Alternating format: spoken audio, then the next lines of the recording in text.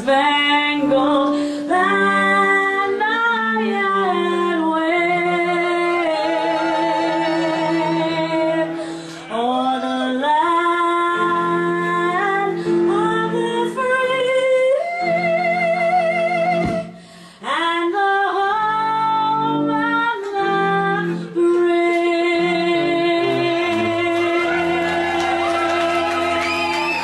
Rock and roll! I just want to give you a little 411 of why we're doing this. This is the Quiet Desperation presents the WBCN Rumble. Let's hear it! Now basically, Quiet Desperation's a little reality sitcom. If you don't know about it, please visit quietd.com. It's basically Spinal Tap set to sort of a DIY feel of struggling local artists working at Staples, getting fucked over by radio stations, and this is one of the perfect examples of that. Basically, I worked at BCN for 3 years and got to know the ins and outs of the wonderful radio station and stuff, and found my heart broken time after time going there on a weekly basis, because the first thing you find out when you work at BCN is local bands are only allowed to be played on Sunday fucking nights. Can you believe that?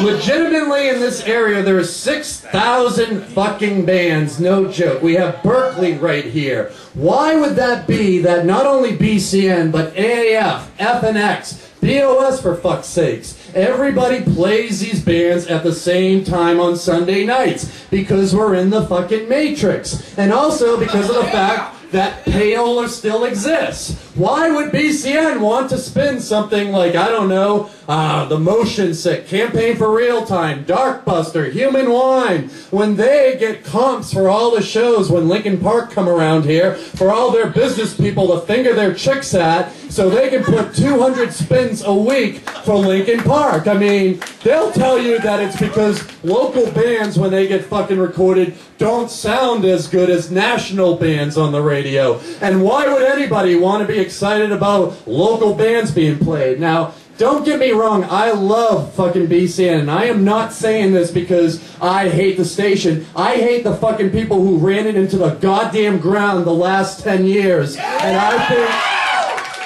And I believe you people should too, because the fact of it is, it's not fair for anybody who has a fucking band in this town to have to be buried on a Sunday night. The fact of it is, there's been plenty of goddamn examples. If you go back to the late 90s where AAF tried to take a chance, and they had Godsmack, and they started spinning them. Dude, man, fucking Godsmack, 3 p.m. on Fridays. And what happened to that? When Godsmack became big, AAF became big. They were in charge of that whole new metal movement. Let's not think for a second that they did it because Godsmack gave them a point off their first album, which is a percentage to do it, but the fact of it is, it works. If you are a major radio station and you put your name behind a local band, I have a dream. Imagine this. If Monday at 3 p.m. you hear on BCN, if it still existed, so coming up next, we are going to have Darkbuster at 3 p.m. They are our band of the month. We're going to be spinning them every day at 3 p.m. And at the end of the month, they will be opening up for, I don't know, fucking Blink-182 or whatever fucking shitty band is giving BCN payola. But you will never hear that, because local bands cannot afford to give BCN comps to all their shows, perks and all that shit. And make no mistake about it, the fact of it is, payola still exists. It's only done now through third-party promotion companies, so their hands are washed clean, and it's fucking ridiculous.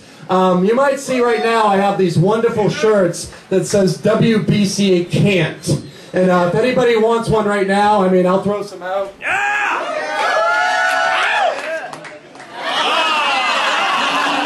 Well, it's whoever wants it the most. That's another fucking problem with our scene, is everybody's so passive right now.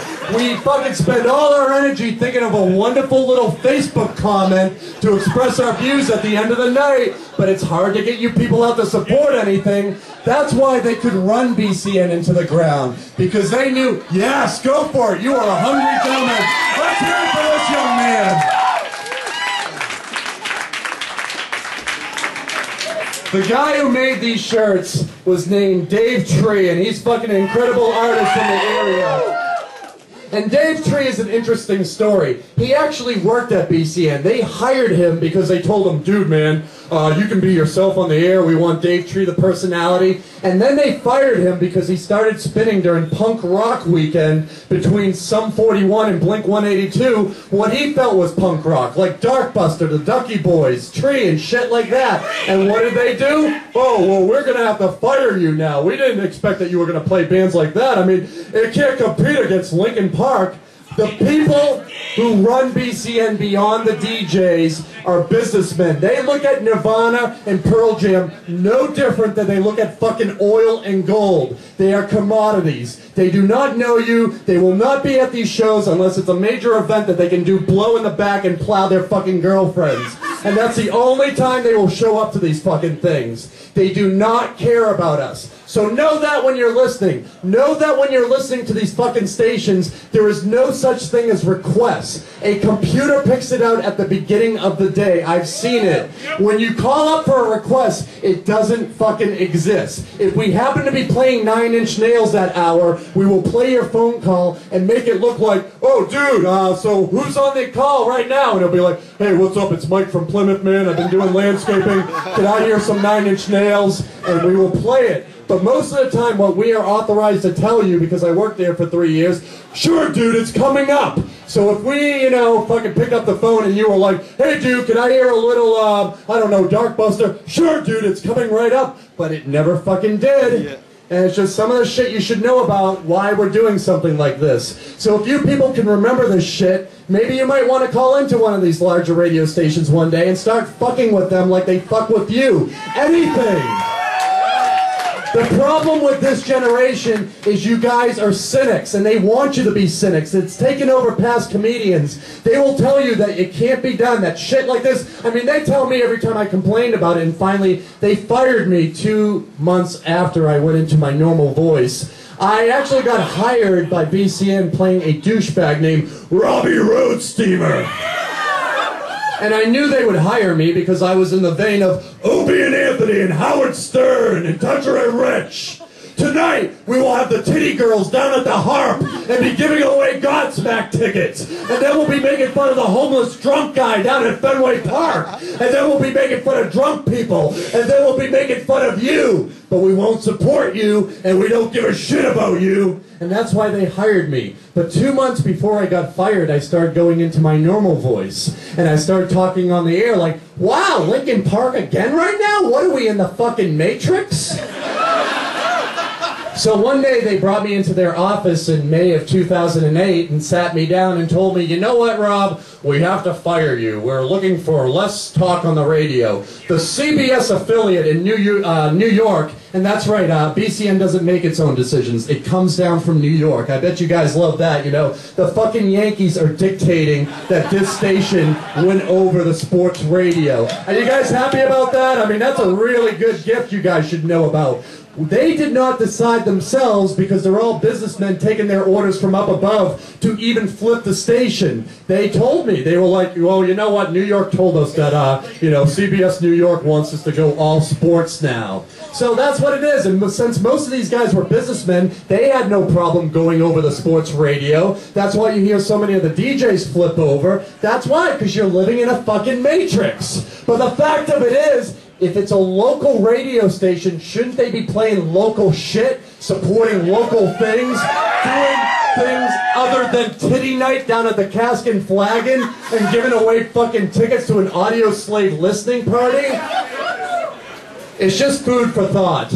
So anyways, we're going to have a wonderful Rumble tonight. ZLX is having one in the fall, and they're going to tell you it's the legit Rumble because there's a big, large corporate sponsorship, ZLX, behind it. But you know what? We actually have real judges tonight. We have incredible bands.